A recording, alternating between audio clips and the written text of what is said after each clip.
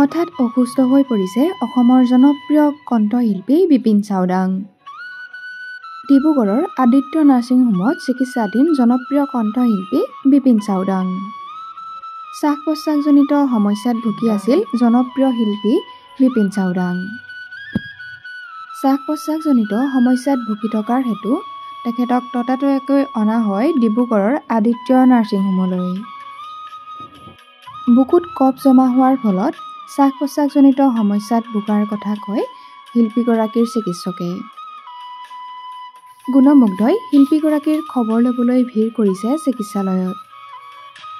কণ্ঠশিল্পী বিপিন চাওডাঙে জনায় যে বৰ্তমান চিন্তা কৰিব লগা একো নাই। একেৰাহে অনুষ্ঠান কৰাৰ বাবে তেখেতে ঠাণ্ডা পোৱাৰ ফলত কফ জমা হয়।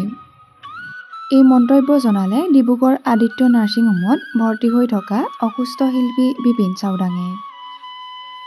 আচলতে এইকেইদিন প্ৰায় ৰেগুলাৰ মই শ্ব' কৰিলোঁ লোৱাৰ চাবচাইডে। খুব ঠাণ্ডা পালোঁ যে, তাৰপিছত তাৰ পৰা আহি পিনে আকৌ এতিয়া ৰাজীৱদিয়া ৰাজ্য শ্ৰাদ্ধৰ লগতে যোৱাকালি ভাওনা আছিলে, ভাওনাও 4টা বাজিলে।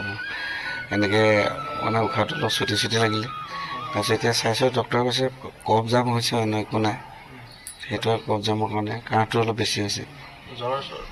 জ্বৰ অলপ চলপ আছে।